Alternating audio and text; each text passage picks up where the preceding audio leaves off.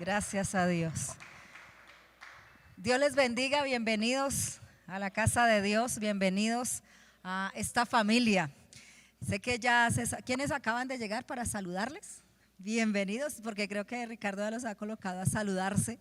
Vamos a tomar asiento. Hoy estamos aquí con un primer objetivo y siempre va a ser el primero, que es: nos reunimos en torno a Jesús, en torno al Señor, para honrarle, para glorificarle.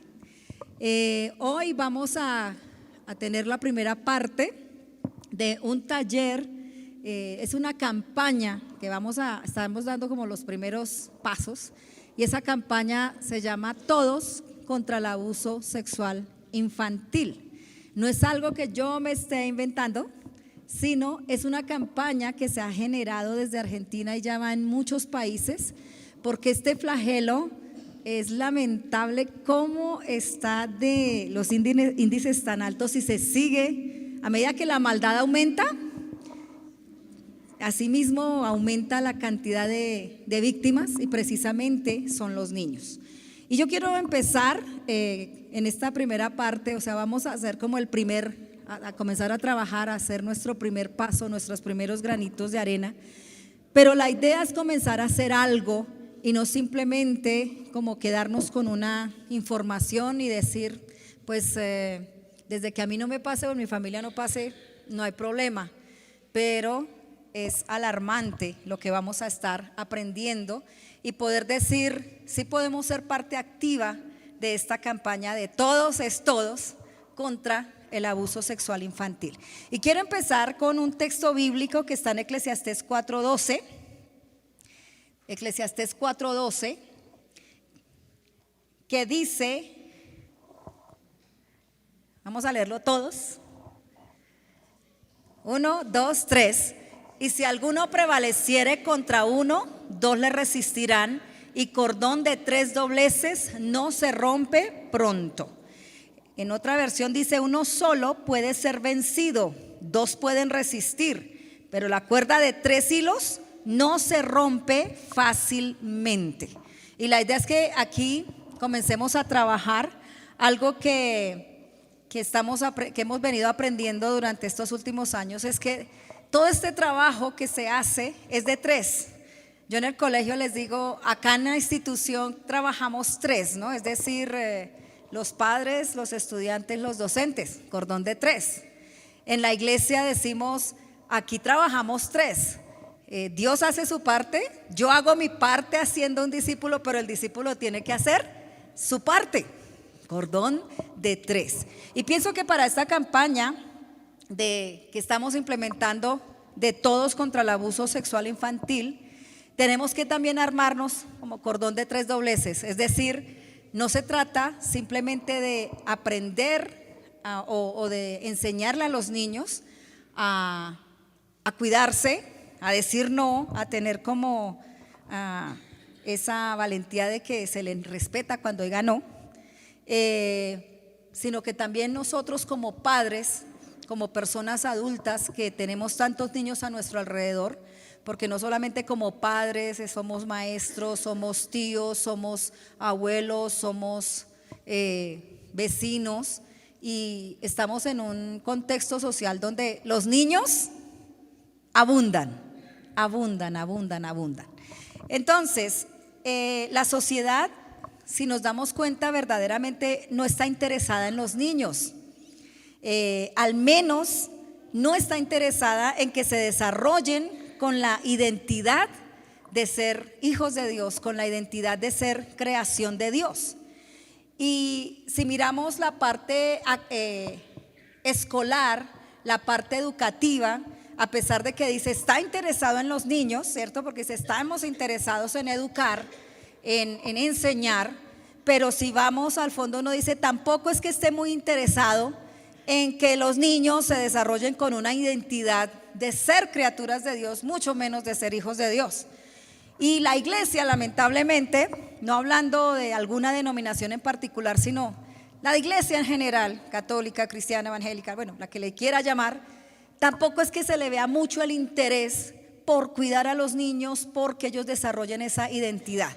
Mientras que la ideología de género trata de destruir la civilización cristiana fundamentada en la concepción del ser humano como varón y mujer, por un lado. Por el otro está la desintegración familiar, el deterioro de los valores morales. Todo esto ha producido una generación de niños huérfanos, porque ya casi no asimilan muy bien el concepto de, o no se le está generando la idea de paternidad y maternidad bíblica.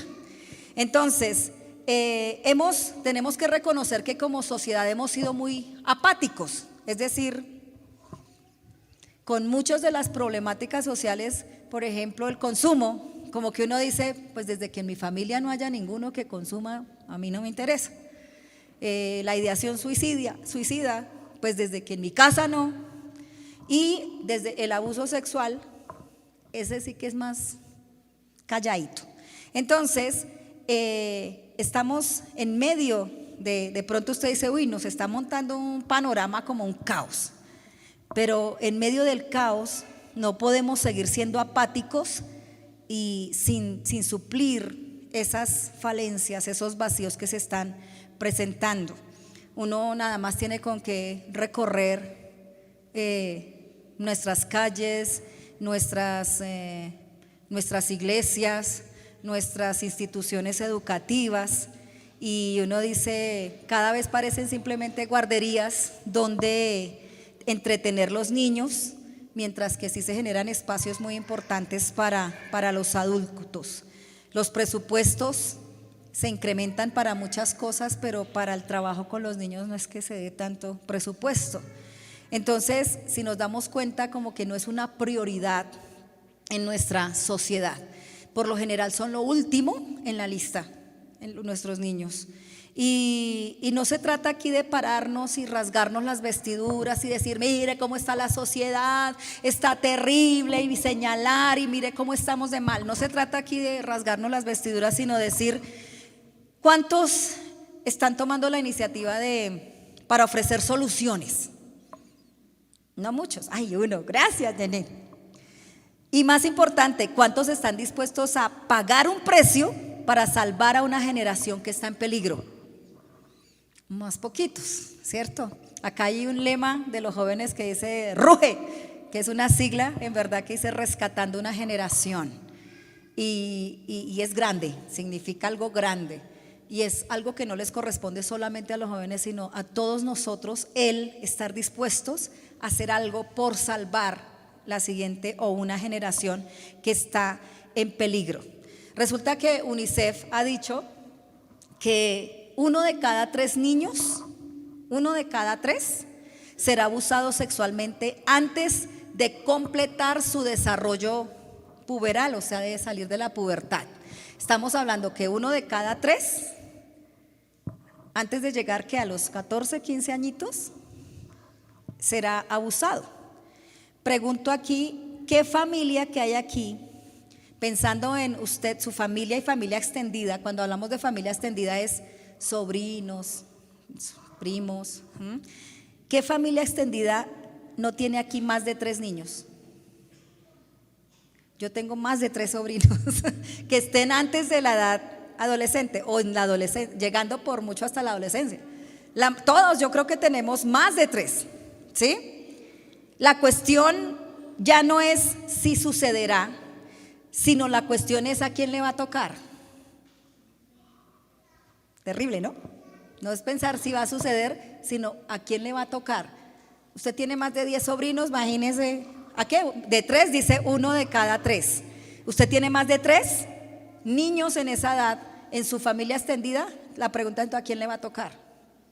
Es terrible el índice. El mito más grande no está relacionado con ese flagelo. El mito más grande que está relacionado con este flagelo es pensar o creer, a mi familia nunca le va a ocurrir. No, eso en mi familia nunca va a pasar.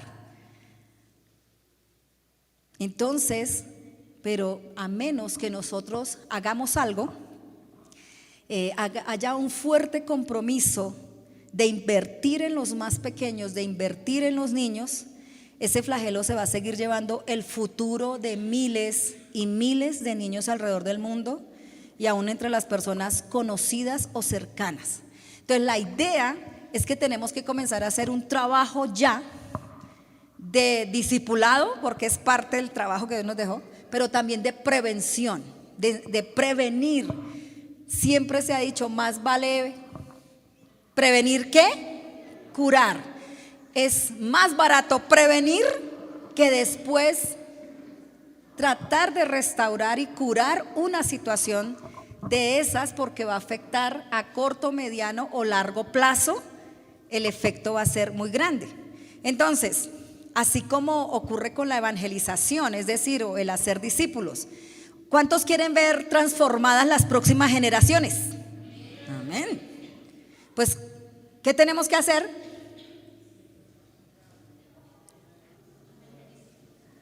¿Qué tenemos que hacer? Nada, simplemente decirle, Señor, queremos ver transformadas las siguientes generaciones.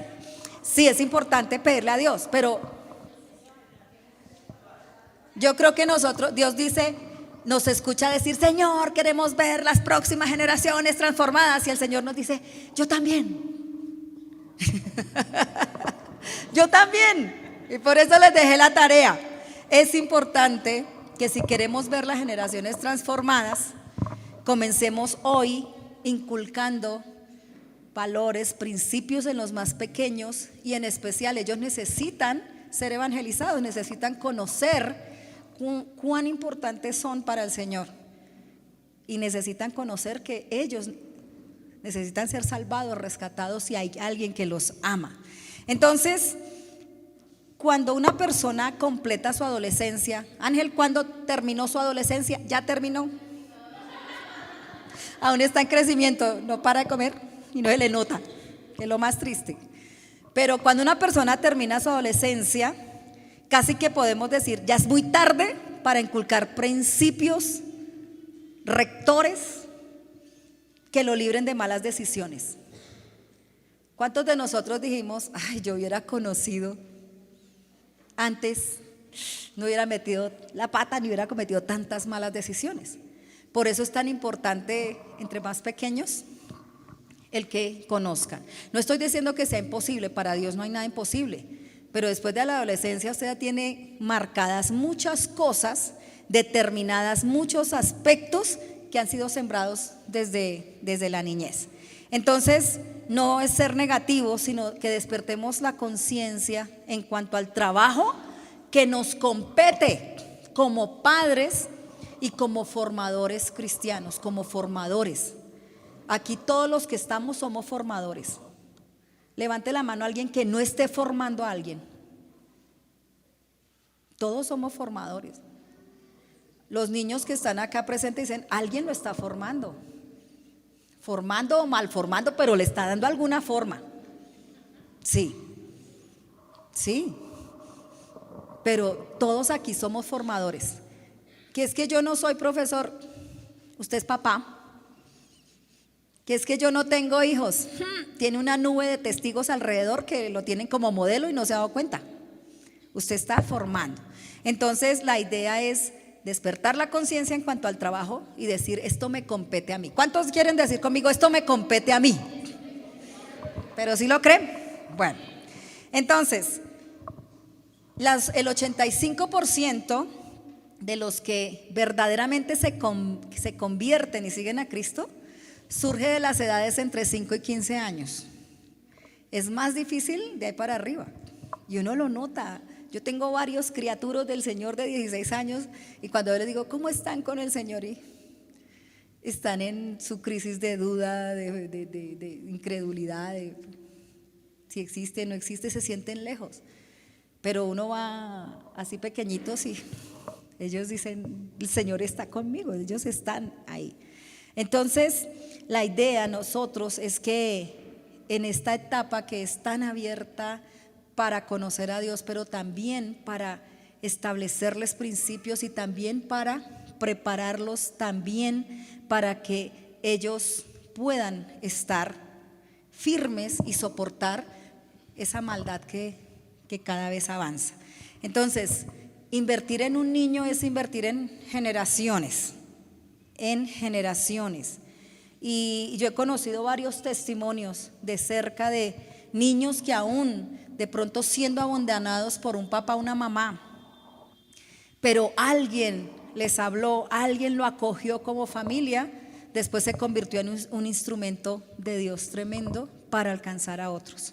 Entonces, de ahí la necesidad de que nosotros podamos hoy decir: Señor, esto me compete a mí. Es necesario que de verdad amemos nuestros niños, mientras nosotros de pronto bregamos por el cuidado de los niños en sentido integral. Uno se preocupa de que coman, de vestirlos, ¿cierto? De muchas cosas. Este mundo intenta destruir la inocencia espiritual, la inocencia emocional, la inocencia sexual, y a la vez alejarlos de la imagen de Dios en ellos. Entonces, hay una masificación del consumo de pornografía, facilidad del acceso a esa misma publicidad, y todo está muy alejado de los principios en los cuales ellos necesitan estar. Entonces, quizás no alcanzaremos a prevenir todas las situaciones de injusticia, de abuso como quisiéramos, pero, o sea, tampoco de pronto digamos, no vamos a cambiar el rumbo del mundo que está tomando, alejándose de Dios, de pronto tampoco lo alcancemos, pero sí podemos comprometernos para guiar a algunas personas que podamos, y tratar de brindarles esa ayuda, esa intervención, esa prevención.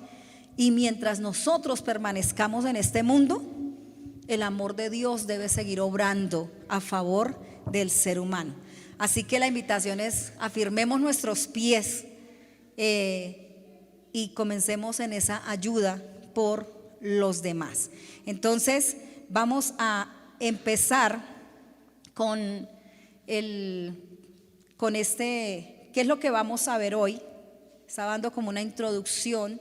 Vamos a dar unas definiciones de lo que es el abuso sexual infantil, los factores que propician un abuso sexual infantil, los elementos que constituyen un abuso sexual, quiénes son las víctimas, cuáles son los lugares en donde puede ocurrir un abuso, qué hacer, algunos datos estadísticos, aún dentro del contexto cristiano, y cuántos, incluso a nivel de jóvenes, cuando fueron víctimas, y todo esto. Vamos a intentar ir avanzando. Entonces, esto del abuso sexual infantil es un flagelo mundial que se ha repetido a lo largo de la historia. Y de pronto usted dice: eso no es novedad, eso no es nuevo. Hasta en la Biblia aparece situaciones de abuso sexual infantil, o abuso sexual al menos aparece, y dirán: no, imagínese cuánto es tan viejo. Sin embargo, la perspectiva que se tiene del mismo se ha cambiado. A partir de 1970 se demostró que el abuso sexual infantil es altamente traumatizante, es decir, se veía desde mucho antes, pero como que no se le prestaba atención.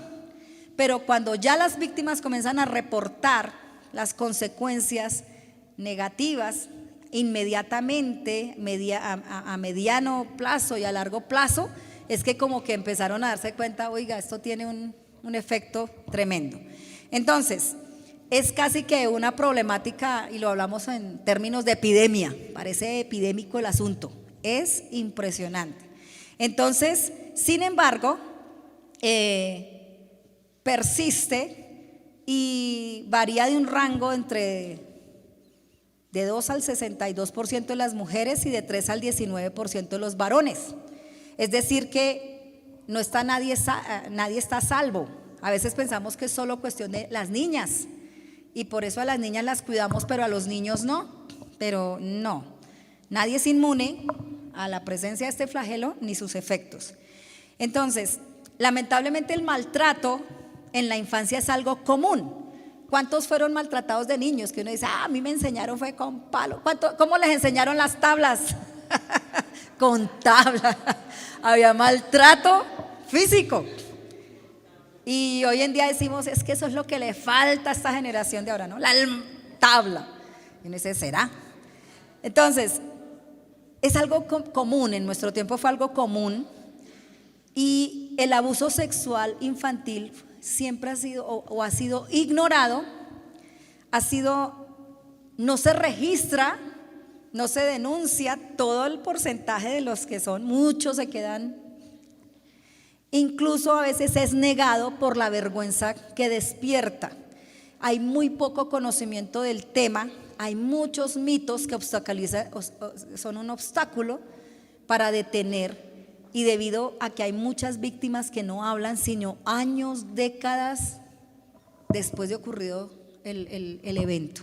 Entonces, el abuso sexual en la infancia es un fenómeno invisible, porque se supone que la infancia es feliz y que la familia lo está protegiendo, se supone, y que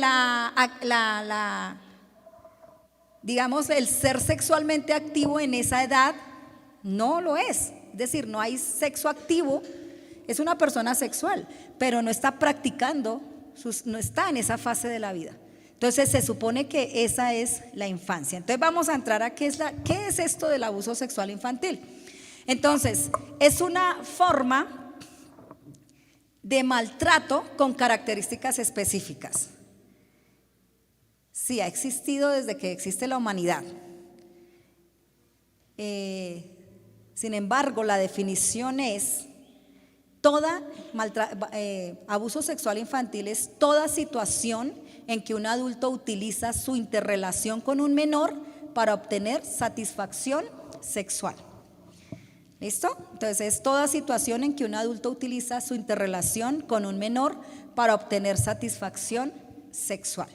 Entonces, cuando hablamos de interacción, estamos hablando de contactos entre un menor de edad y un adulto, o entre menores de edad, si existe una diferencia entre 5 años entre ellos, es decir, un niño y un adolescente agresor, se encuentra y como que el mayorcito se siente como en poder o control sobre la víctima.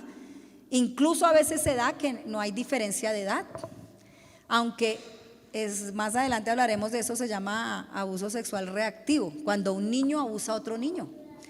¿Por qué es reactivo? Porque si un niño abusa a otro niño es porque a él lo están abusando y él está repitiendo esa conducta.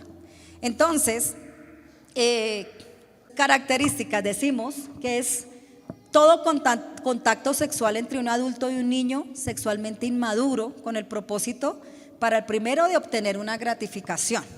Todo contacto sexual con un niño mediante el uso de la fuerza, la amenaza o el engaño. Pero también es todo contacto sexual con un niño incapaz de dar su consentimiento, ya sea por su corta edad o por la ausencia de autoridad o poder, y puede ser a nivel psicológico, moral o económico, en relación con el adulto agresor. También se incluye dentro de esto lo que es incesto, prostitución, pornografía, etcétera. Entonces, el abuso sexual infantil involucra todo tipo de prácticas, no solamente el acceso carnal violento o la violación que llamamos, o cuando hay penetración. Dije, hay niños que están hoy acá. El domingo vamos a tener taller de prevención para los niños, así que no los va a dejar en casa, y ni las adolescentes, para que los traigan el domingo. Entonces, no solamente involucra eso. Las consecuencias para la víctima no dependen del tipo de experiencias en sí, sino en las vivencias personales asociadas al hecho, así como otros factores.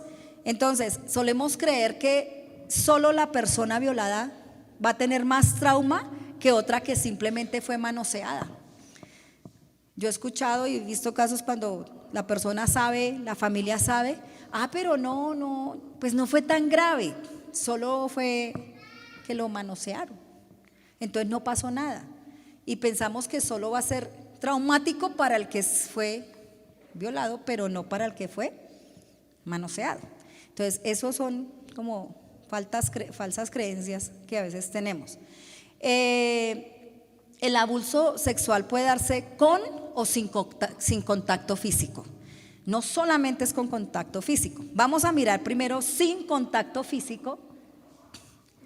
Sin contacto físico, cuando un niño o una niña se le muestran los genitales, llegando incluso a, es decir, solo con mostrar una persona adulta u otro mayorcito, con mostrarle sus genitales a un niño, eso ya es abuso sexual. Puede llegar pues incluso a o masturbarse delante de él, eso es abuso, así no lo esté tocando. Cuando se le pide al niño que muestre sus genitales, ¿sí?, que se desnude o que se toque delante de otra persona, eso es abuso. Cuando se le expone a material pornográfico, ya sea revistas, videos, películas, páginas en internet, etcétera, eso es abuso. Que es que hay un primito que está en adolescencia o es un joven y descarga unas páginas terribles y llega el niño de 7 añitos, 6 añitos y también lo expone a eso. Eso es abuso y es delito. Y no lo están tocando, ¿listo? Cuando se tiene conversaciones, llamadas telefónicas, notas o mensajes de contenido sexual. A veces los niños están por ahí y los adultos están hablando y con un contenido sexual bien cargado, morboso, y si hay niños ahí, usted piensa, los niños no están escuchando, están jugando, ellos son radares, eso es abuso. Si usted ve que un niño está expuesto a ese tipo de conversaciones, si se le obliga a presenciar actos sexuales entre adultos, y si se le utiliza para la producción de material pornográfico. Eso es sin contacto físico. Y todo eso es abuso sexual infantil. Ahora, con contacto físico se presenta en casos de manoseos o toques con malicia, toques en las partes íntimas, ya sea del agresor a la víctima, o inducir a que el menor lo haga con el agresor. Es decir, cuando se le lleva a un niño a que toque a un adulto, que le cogen la manito y para que toque, eso ya es abuso. También frotar sus genitales contra el cuerpo o la ropa del menor. Relación sexual oral, vaginal o anal. Penetración, ya sea también con las manos o con algún objeto. Y obligar al menor a tener contacto sexual con un animal o algo así, todo eso tiene que ver.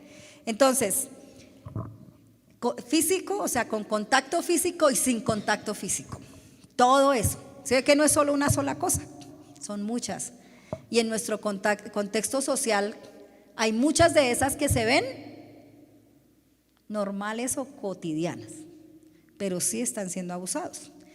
El abuso sexual infantil puede presentarse en un ámbito extrafamiliar o intrafamiliar. Si está en el extrafamiliar, ¿qué significa? Fuera de la familia, es decir, no posee lazos de parentesco con la víctima. En cambio, cuando el abuso sexual es intrafamiliar, quiere decir que existen lazos de consanguinidad. Eso se le llama incesto, porque es dentro y incurre dentro, el abusador está incurriendo en incesto porque es parte de la familia.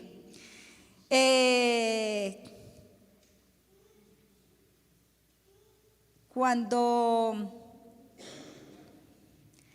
hablamos de intrafamiliar, no quiere decir simplemente la familia nuclear, ¿no? Papá, mamá y hermanos, sino hablamos de la familia extendida, es decir, abuelos, tíos, primos, sobrinos, ¿sí? Todo eso se refiere incluye la familia extendida. Entonces, cuando hay situaciones, ¿qué es lo que propicia? Entonces, en algunas familias hay estructuras de poder, ¿no? Hay un padre dominante o una madre dominante, o uno de los dos es pasivo, y a veces se puede presentar ese tipo de relación. Entonces, ese tipo de problemas se han dado. ¿Qué factores propician un abuso sexual infantil? Como ¿cuál es el caldo de cultivo que llaman? Es decir, que puede propiciar un abuso sexual infantil. Primero, los conflictos matrimoniales. Dice, ¿cómo así?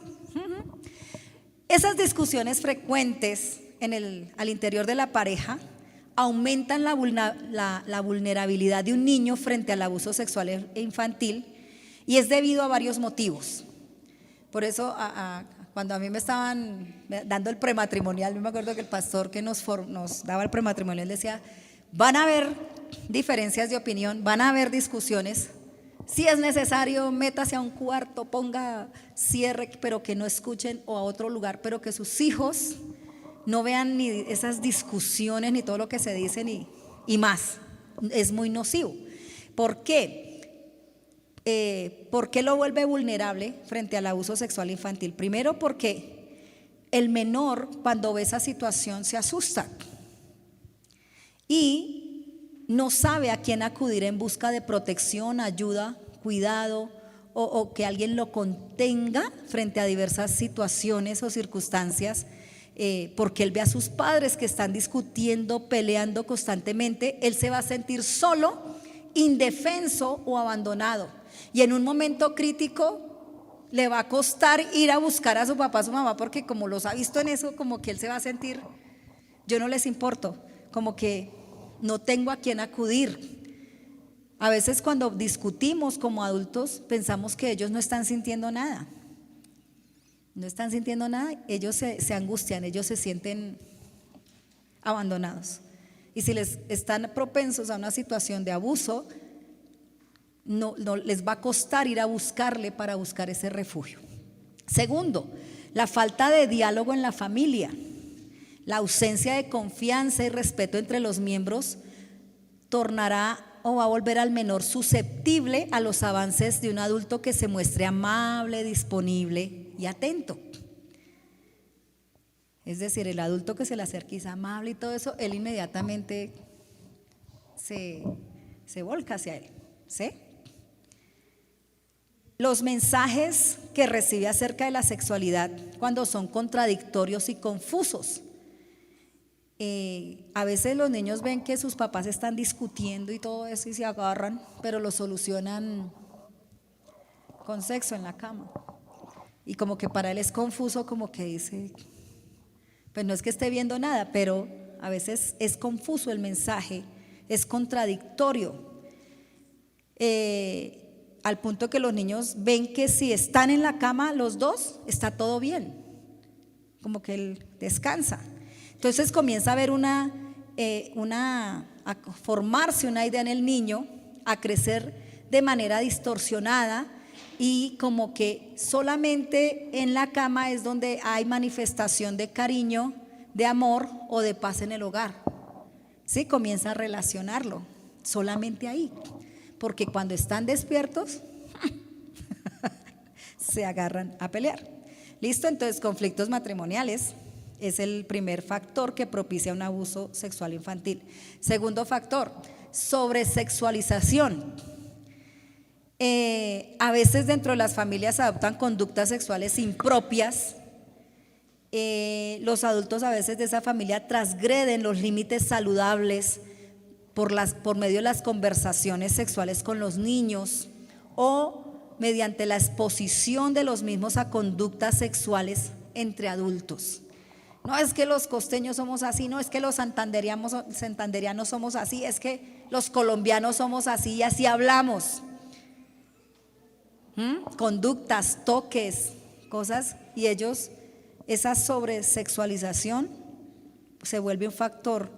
Y otro factor es la falta de supervisión. Los niños que quedan sin cuidado, muchas horas solos, sin consejos ni atenciones que le demuestren cariño, son los más vulnerables frente a un adulto que les brinde afecto y atención. Y no todo el que se le acerca a brindarle afecto y atención tiene la buena intención de solamente amarle y consentirle, ¿no? Entonces, ojo con esa falta de supervisión. Yo acá, en el contexto de iglesia, yo a veces digo, por favor, papás, no me manden los niños solos al baño. La iglesia es un lugar abierto, la puerta está abierta para todo el que quiera entrar. Y a veces vemos niñas de 2, 3 años solitas para el baño, y yo digo, sí, acá tenemos servidores, alguien está en la puerta, está pendiente, pero no hay que hacer eso. O sea, si la niña es pequeña, medianita, vaya la mamá con ella al baño, acompáñela, no la mande sola. O en un centro comercial, ese sabe dónde es el baño. En lugares públicos, él sabe dónde queda el baño. O los niños, no, o sea, acompáñelo. Es falta de supervisión y el dejarlos mucho tiempo solos. Yo lo mandé y lo dejé en la iglesia. Ojo con eso. ¿Dónde está su mamá? Él me dejó acá en la iglesia. Acá me ha pasado con varios y yo, por favor. ¿Listo? Entonces, 2 elementos constitutivos del abuso sexual. Primero, la coerción. La coerción no solo es violencia física, sino también presión psicológica, manipulación, el uso de engaño con fines sexuales. Entonces, la autoridad que ejerce el agresor se contrapone con la falta de poder que tiene la víctima y por eso el agresor la controla o la manipula. Y siempre se ve esa diferencia de poder, ¿no? El uno se siente como con poder sobre el otro. Esa es la coerción. La diferencia de edad, la asimetría de edad. El abuso sexual infantil es una forma activa de maltrato, independientemente de las condiciones que lo acompañan. Hay muchas personas que piensan que, pero es que como hay cariño y para los niños se les presenta una confusión cuando en el contexto que se da es familiar. ¿Por qué? Si es familiar, hay afecto y esa persona se le acerca, lo consiente, juega con él, pero después le dice que es una manera de amarlo porque lo quiere mucho. Entonces está la manipulación, y se le presenta una trampa al niño, él queda entrampado porque le está haciendo daño, pero le está diciendo que es que porque lo ama. El niño, o sea, no es algo violento, sino que él va cediendo porque piensa que ese abrazo es amor, pero ya cuando esos toques también se siente incómodo, pero él le dice es que yo te amo y lo va confundiendo. Entonces, como que siente que hay cariño y ese abusador está usando el cariño para engañar a la víctima y lograr su cometido. Más adelante vamos a abordar ese tema, pero no siempre es la coerción y la violencia. La mayoría de las veces es ese engaño, esa trampa donde yo lo estoy amando o le estoy mostrando al niño que lo amo, pero después lo estoy destruyendo. ¿Quiénes son las víctimas? Mayoritariamente sí son niñas o adolescentes, mujeres, aunque es necesario marcar que de cada 10 víctimas, 3 o 4 pertenecen al sexo masculino. Entonces usted no puede decir, no, el mío es todo un varón, eso no le va a pasar nada. No, 3 o 4 de cada 10 son masculinos, son varoncitos. Y a veces los ofensores eligen a las víctimas que corresponden como a unos estereotipos de género, es decir, niñas o adolescentes o mujeres muy dóciles, dependientes, son muy sumisas, emotivas, vulnerables, amables, ¿sí? O sea, como que se dejan. Y por eso es importante, a veces yo me encargo de enseñarles a los niños, sí, la obediencia, pero también entro a decirles, ojo, porque es sabio no obedecer muchas veces, porque puede ser una persona de autoridad, pero ustedes tienen que pensar qué me está pidiendo que haga. Porque si viene mi hermano mayor, es como una autoridad y me dice, vaya, saque de la billetera de mi papá un billete y me lo trae, les digo yo, ¿ustedes obedecen o no obedecen? Y entonces ellos dicen, no. Aunque hay unos que dicen, pues si me va a dar algo, sí. Me han contestado eso. Ellos son honestos, ¿no? Y yo apenas digo, oh Señor. Pero también se les pone ejemplos así, que viene el abuelo y, ay, tan lindo, venga, lo abrazo. y es que yo lo quiero y quiere tocarle más, tocarle sus partes que no se pueden tocar las partes, o sea, hay que enseñarles desde los 2 años que hay partes privadas que nadie puede tocar ni ver. Y hay partes públicas. ¿Cuáles son las públicas? Las que se pueden tocar y ver, las manos, la cabeza, los pies, pero que las privadas no es que sean sucias, no es que sean malas, no, lo contrario, vamos a enseñarles que el ser niño o ser niña es un regalo de Dios, es un regalo, un don de Dios y es muy valioso. Pero sí enseñarles de que esas partes no se tocan ni se ven. Entonces, a veces nosotros enseñamos tanto la obediencia que usted tiene que obedecer al adulto, al abuelo, al tío, porque es, depende que le esté pidiendo que haga. Porque si yo le digo, usted tiene que obedecer a su abuelo, y si el abuelo le está pidiendo que haga o se deje hacer, y usted le dice, ay de que no obedezca porque es que se lo dejé a cargo de él o del tío. Y a veces cometemos ese error. A veces nos reunimos las familias, ahí el cumpleaños de la abuela, nos reunimos y somos como, en mi familia somos como 40. Y a veces tenemos nuestros niños y dele beso al tío, dele beso a la tía, vaya, salude, vaya. Y el niño a veces como que hace, y nosotros lo obligamos. Por algo el niño siente miedo o temor, hay que respetarle ese miedo y ese temor y decir, no hay problema, pues respete, salude, pero a veces nosotros estamos ayudando a colocar esa trampa, porque los obligamos, porque no se nos pasa por la cabeza de que en la familia pueda suceder. Entonces, los ofensores eligen así tipos de niños como muy dóciles, que les da miedo decir no, porque nosotros los hemos formado así. Usted tiene que hacer caso, usted tiene que hacerle caso a no sé qué. No, hay que enseñarle a obedecer en el Señor, es decir, el Señor dice, hijos obedezcan en el Señor. Me está condicionando como diciendo, ojo lo que va a obedecer, porque si le está mandando a hacer algo que no es, ¿sí? Que el niño tenga la asertividad de poder decir, no me gusta que me haga cosquillas ahí, no me gusta, pero es que es el abuelo, pues no, que le respeten, no me gusta que me hagas cosquillas acá y que pueda respetársele ese no, y no que nosotros como padres, ay, ¿cómo se le ocurre tan bobo? No sé qué, no, por algo hay que creerles, por algo él lo está diciendo. Entonces lo mismo con los varoncitos que son inseguros, introvertidos, sensibles a los sentimientos de otros. Entonces no es que sea malo, pero a veces nosotros los formamos así y se vuelven muy vulnerables como víctimas para un agresor.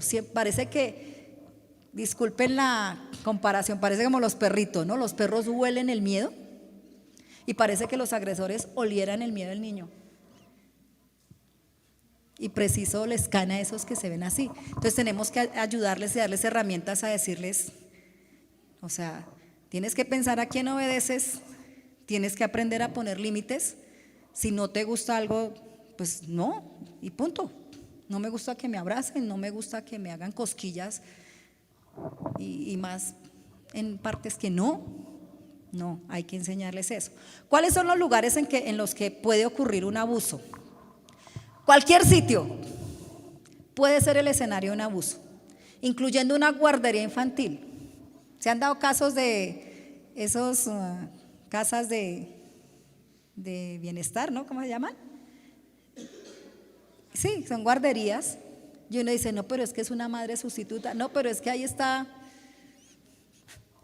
el hijo, está el esposo y se han escuchado casos. Entonces, en cualquier lugar, hasta una guardería infantil, centros comerciales, en internet, en los clubes, colegios, la canchita del barrio, campamentos, viajes de fin de curso, en las casas de los vecinos, familiares, incluso en iglesias o templos, y por supuesto el sitio más frecuente, la casa de la propia víctima. la casa donde vive. ¿Qué hacer? Está comprobado que la mejor manera de evitar un abuso sexual infantil es lograr una buena comunicación con los niños y una adecuada educación sexual desde temprano. A veces, entonces son dos cosas: comunicación, hable con él, escúchele, la comunicación es las dos partes, y también enséñele educación sexual. Es decir, no es que usted vaya a soltarle, mejor dicho, la que información y tiene 3 años. No, en la medida que ellos van preguntando, contésteles con sinceridad y que ellos entiendan. Y cuando ellos abandonen el tema, es porque ya no le diga más. O sea, ellos sí que preguntan algo y en un momento, ya. Entonces no lo persiga para decirle, espere que me faltó la mitad de la cátedra. No, algo preguntó, contéstenle claramente en eso. Y desde temprano. Además se recomienda eduquen la prevención, es decir, niños informados son niños seguros. Al enseñarles estas cosas, van a ser más seguros de qué va a ser cuando se les presente algo y no que como que queden bloqueados y entrampados. Entonces, niños informados son niños seguros. Nosotros queremos llevar esa campaña de todos contra el abuso sexual infantil y la idea es ir avanzando para ir adquiriendo mayor información. Cambiar la educación de las niñas. ¿Cómo así? ¿Cuál es el estereotipo social de niños y niñas? El hombre es fuerte y la mujer es débil.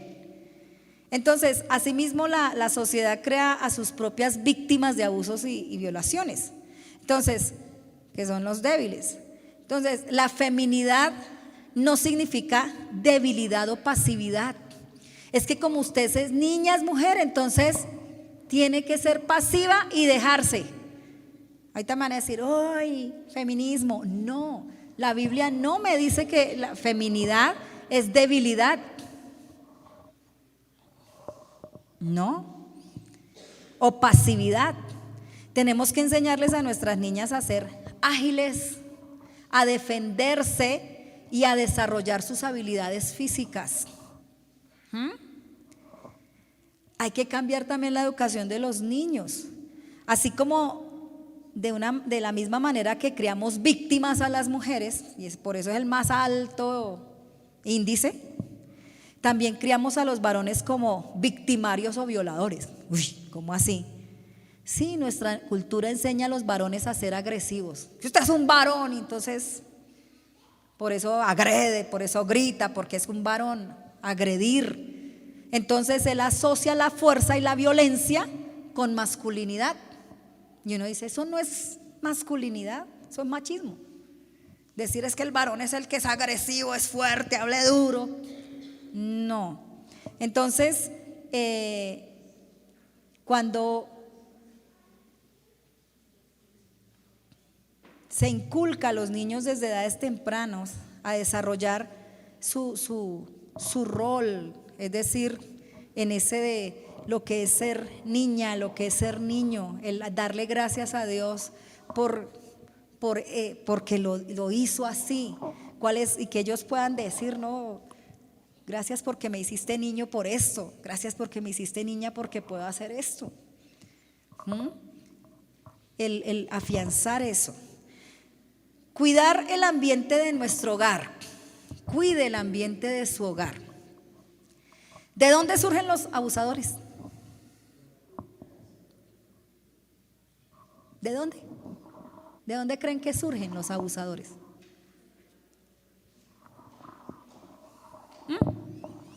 Resulta que uno dice, pues de cualquier familia, ¿no? Pero con unas características comunes.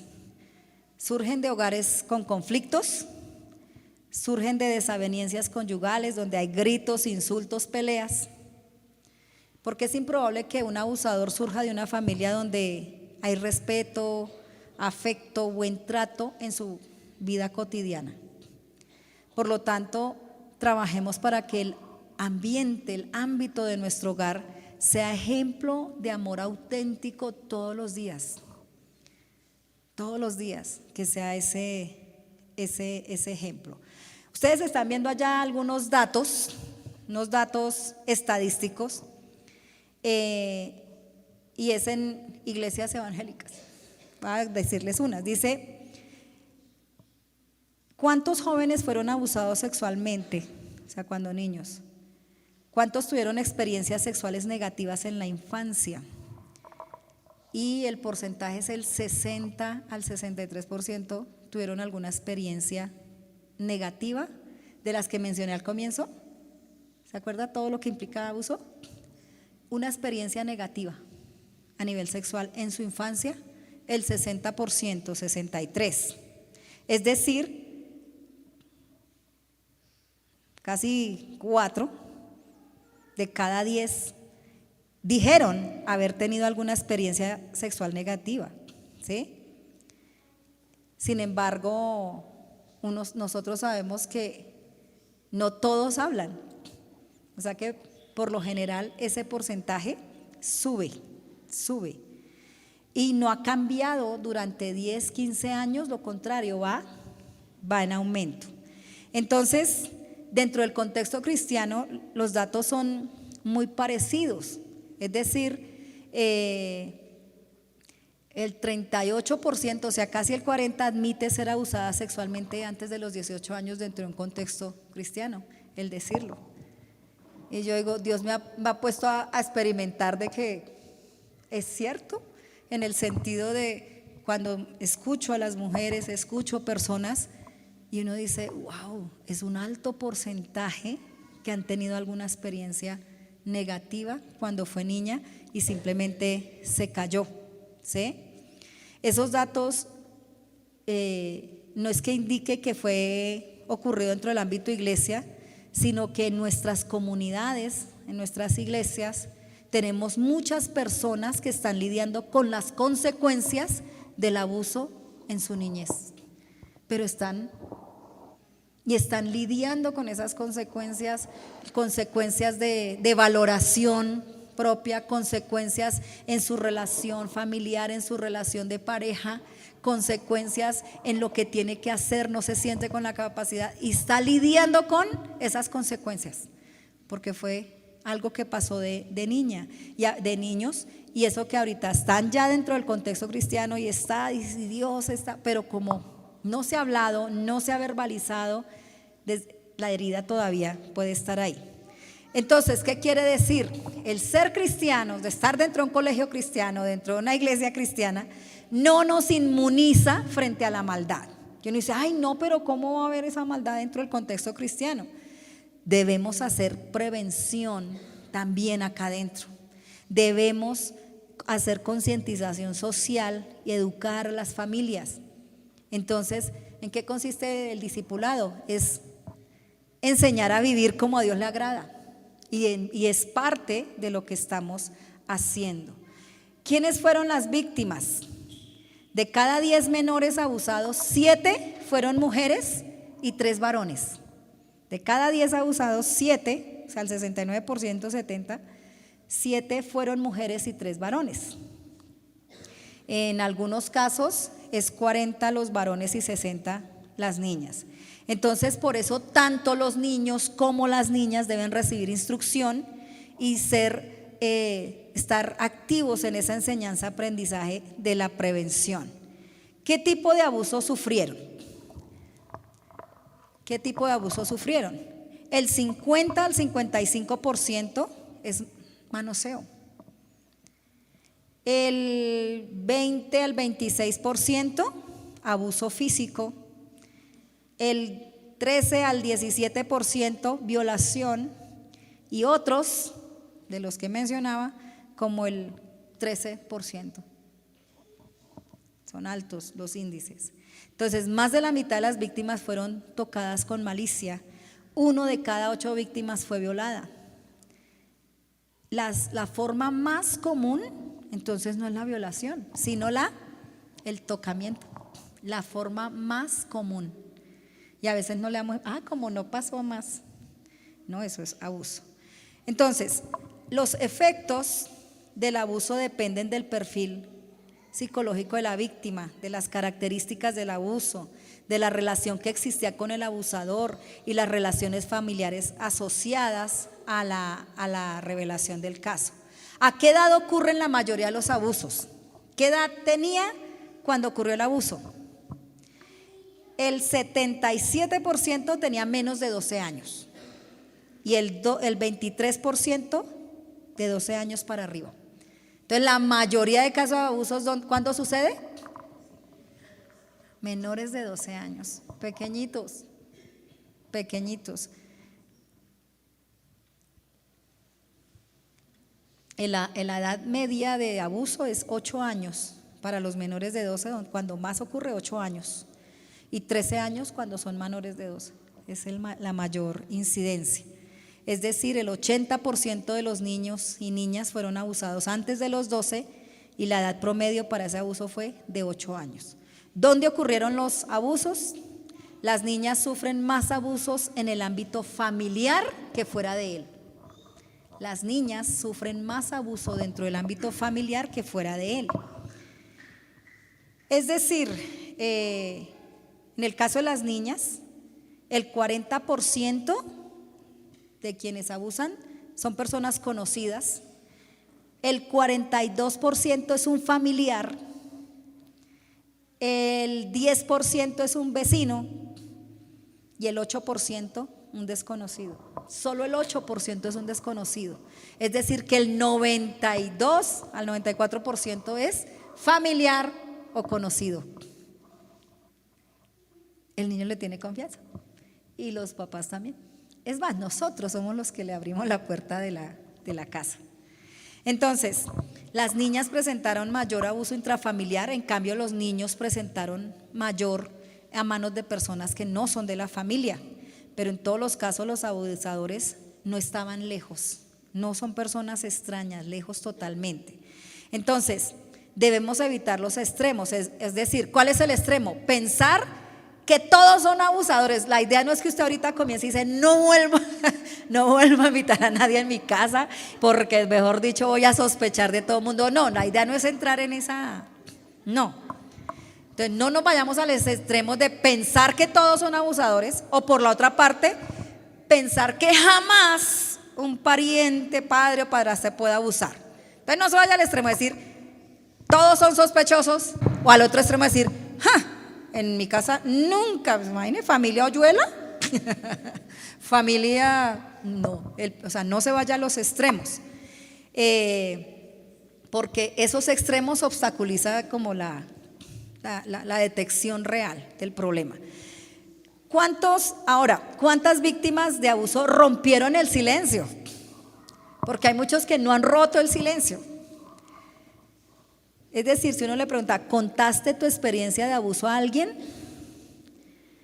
El 64% sí, el 36% no, nunca lo ha dicho.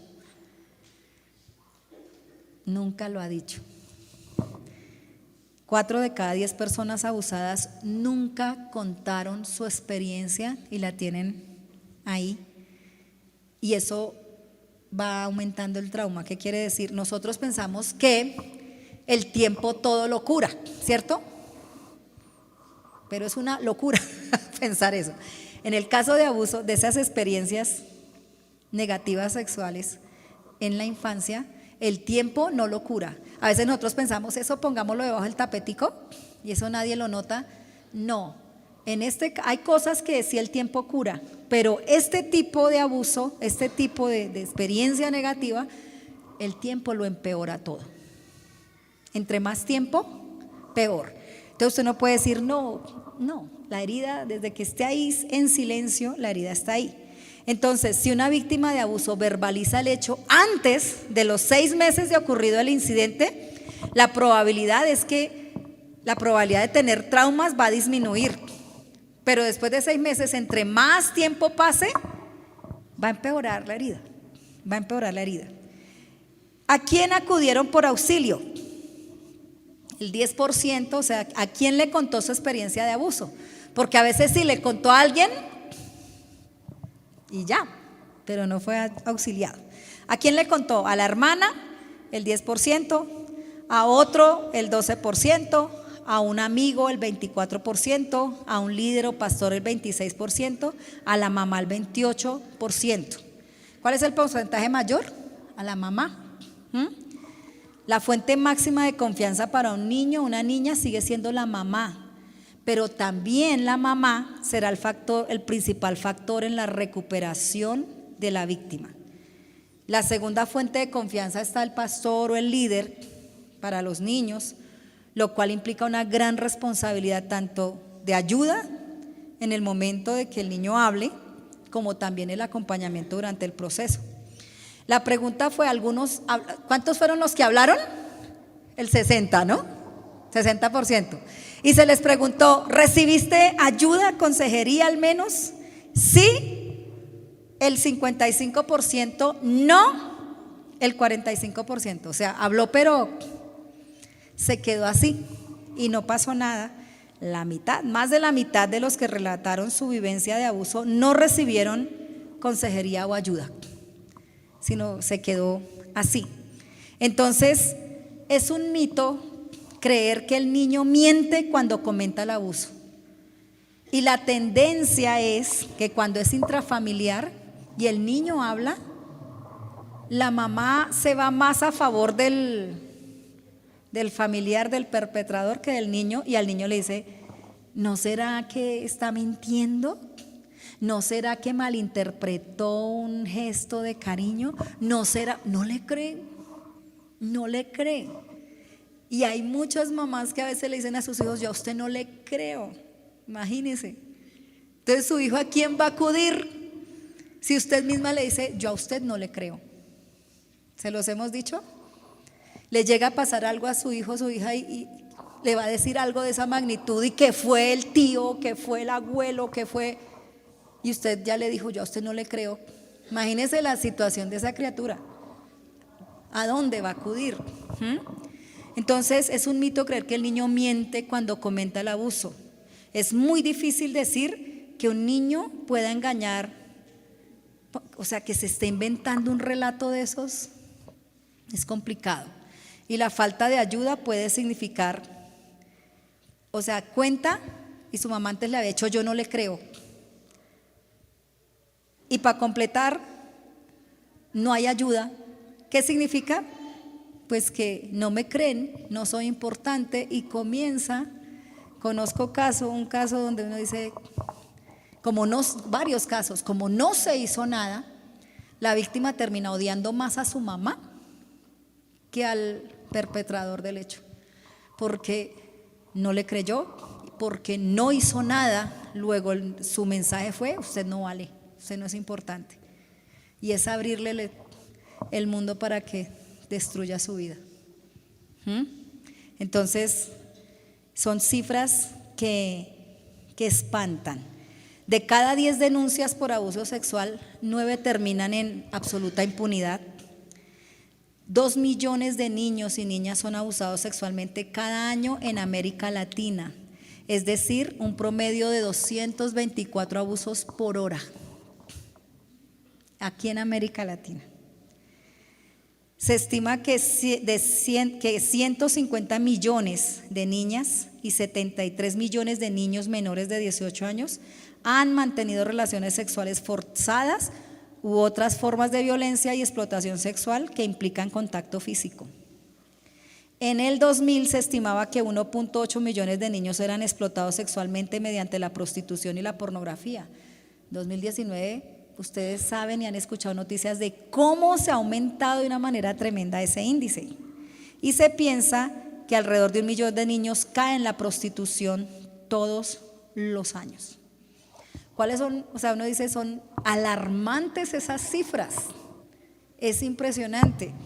Y estoy indagando por cifras acá en Soacha y ya descubrí una, y es que a nivel de municipios, el índice de abuso sexual infantil es el de los más altos en Colombia, acá en Soacha. El índice de ideación suicida y de consumo en la Comuna 1 está creciendo de una manera brutal. últimamente. Comuna 1 es Villa Sofía, Santa Ana, compartir. No es nuestro hábitat, está creciendo y nosotros no podemos seguir siendo como inmunes. ¿Cuáles son las etapas que transitará la víctima? Entonces, una persona abusada va a pasar generalmente por 2 etapas. Primera, de desorganización, o sea, días o semanas, es una desorganización aguda. Y luego la otra etapa es de reorganización y es meses o años. Entonces, van a presentarse síntomas como el llanto, el miedo, la culpa, el enojo, la ansiedad, sentimientos de venganza.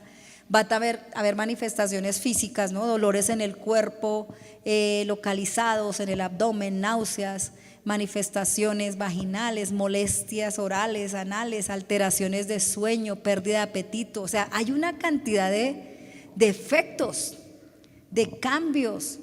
Con el transcurso de los días o semanas, esa fase dará lugar a una paulatina recuperación o intento de superar la experiencia.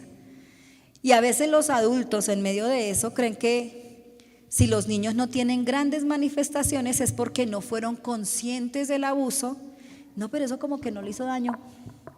Y piensan que el verdadero daño va a ocurrir si todo sale a la luz. Entonces mejor que dejemos que eso se le olvide y que pase por alto, porque al final pues, y con el tiempo se le va a olvidar. ¿Usted cree que usted puede olvidar eso?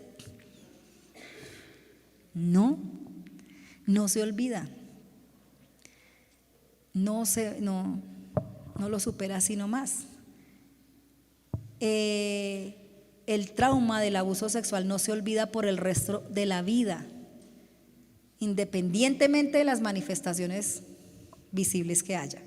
En algunos casos el niño se olvida, es decir, como que a nivel de conciencia dice, yo no me acuerdo,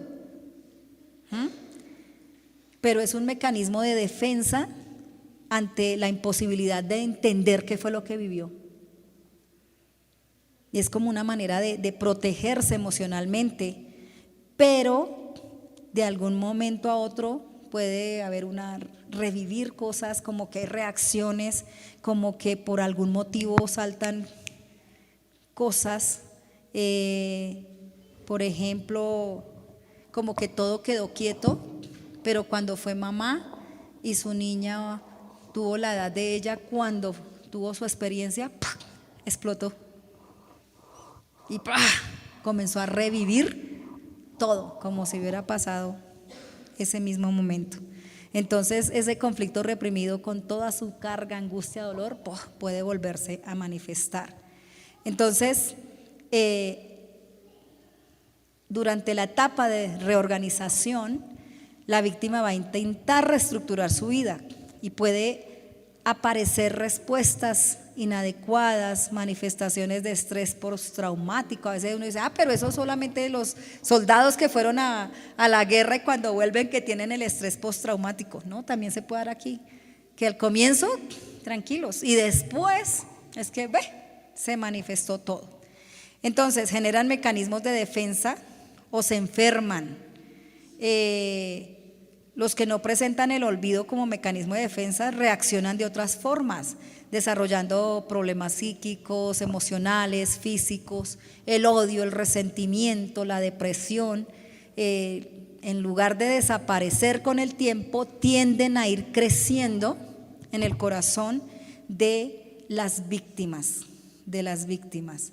Aparecen patrones de comportamientos no saludables, como conductas sexuales inexplicables, como un rechazo obsesivo al sexo, como anorgasmia, eso es ausencia de orgasmos, dispareunia, dolor durante la relación sexual, o se va al otro extremo, la promiscuidad. Y son consecuencias de eso, reacciones cambiantes, impredecibles, de un momento a otro se vuelve enojado, violento, desconfiado, temor a estar solo. Es decir, hay una cantidad, origina perturbaciones diversas. Y cuando la persona abusadora suele ser un familiar que el menor desea querer en lugar de denunciar, el abuso, entonces incluso culpa a Dios por no protegerlo o no protegerla, o se culpa a sí mismo por haber permitido que eso pasara, y entonces se vuelve una carga más pesada.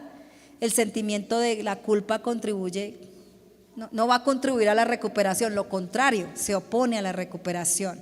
Entonces, por regla general, cuanto menor haya sido la agresión física por parte del abusador, mayor será la culpa que puede sentir la víctima. Y hay muchos otros desequilibrios, somatización, se presentan enfermedades que se van manifestando, comportamientos. Y yo sé que ahorita de pronto le comentaba a alguien, de aquí salen mucho trabajo, la idea es prevenir, que es mejor, ¿no? Prevenir. Pero también sabemos que como ha sido un flagelo de tiempo atrás, que dentro de nuestros contextos hay un buen porcentaje de adultos que no han resuelto esa situación.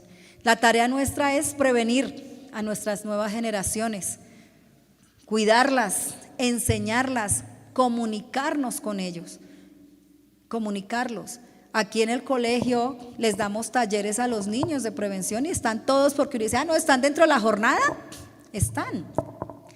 Se hacen talleres con los maestros y se convoca a los padres para los talleres y el porcentaje no es el mismo. Y a veces donde más necesidad se ve. Y quiero terminar con un pasaje bíblico que está en Isaías 61, del 1 al 9. Porque hay una buena noticia, y es que de pronto uno dice, tenemos que prevenir, cordón de tres dobleces. Este es un trabajo de maestros, de padres, de los mismos niños, que tenemos que generar esa confianza, esa comunicación con ellos. Pero de pronto también hay personas que hoy dicen, yo soy de los que no he hablado nunca, o conozco el caso de, pues hay esperanza, siempre hay esperanza, y es que la superación completa del trauma que se origina con el abuso sexual infantil sí es posible por medio de la restauración en Dios. Esa es la buena noticia, es decir, que las personas víctimas de abuso pueden ser totalmente libres, que Jesús puede tomar el dolor de esas personas de una vez por todas y ponerle un punto final. Dice en Isaías 61:1, dice: el Espíritu de Jehová, el Señor, está sobre mí, porque me ungió el Jehová, me ha enviado a predicar buenas nuevas a los abatidos, a vendar los corazones a los quebrantados de corazón, a publicar libertad a los cautivos y a los presos, apertura de cárcel.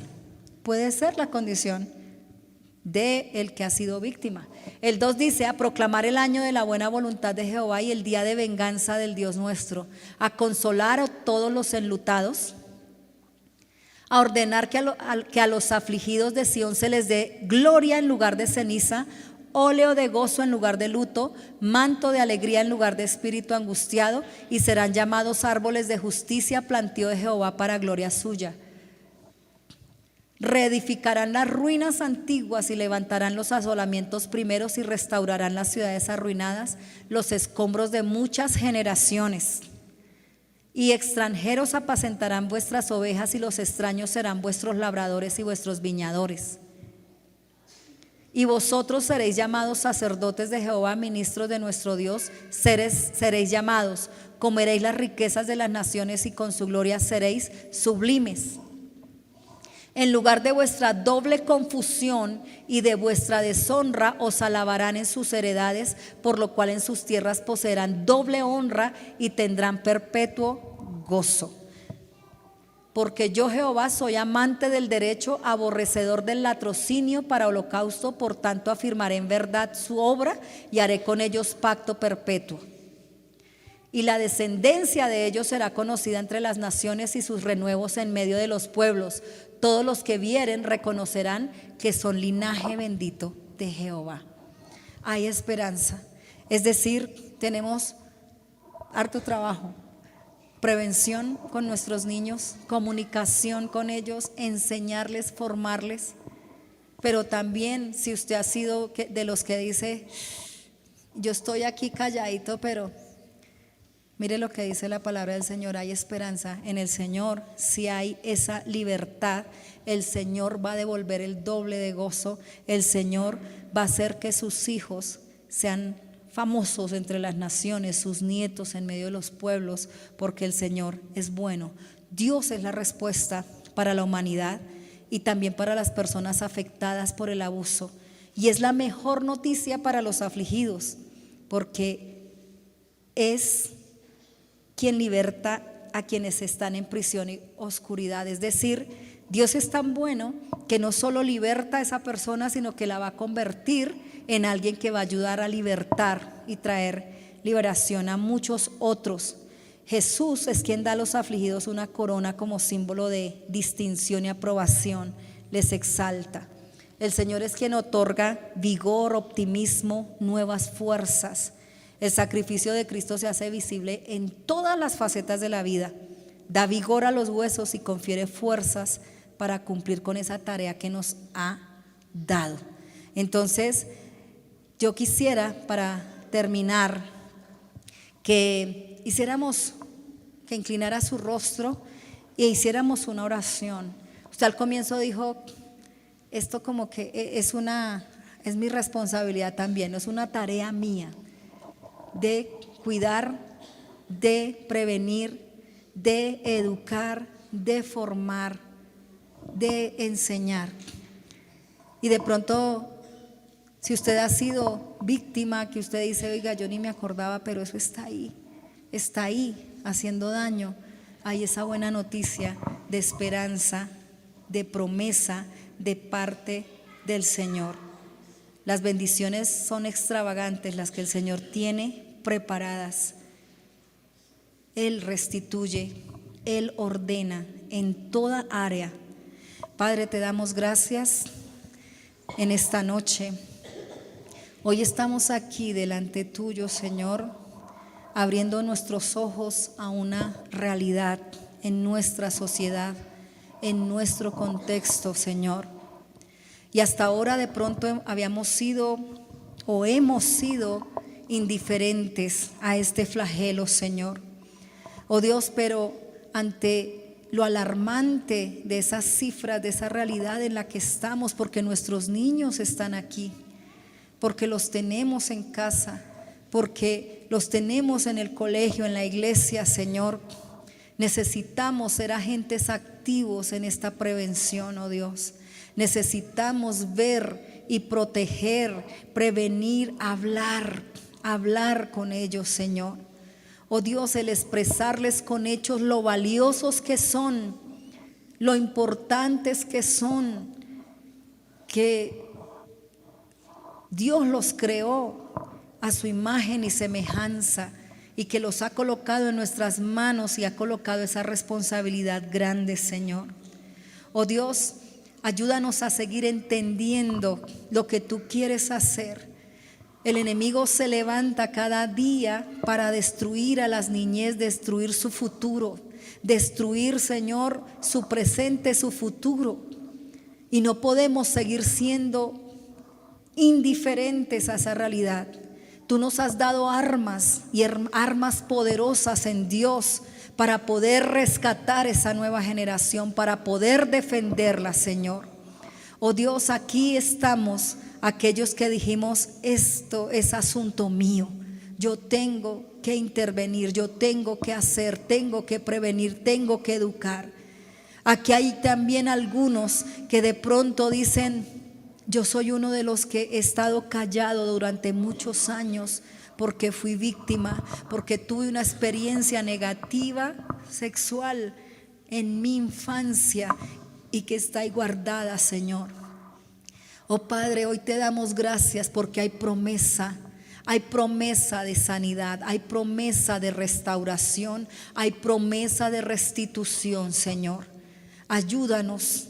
Sabemos hoy que hay esperanza, que tú sí puedes, que lo que no hace la psicología de pronto de poder restaurar, Tú sí lo haces, Señor, porque la obra que hiciste en la cruz es completa. Es una obra para salvación, es para una obra para redención, es una obra para restauración y es una obra para completa renovación, Señor.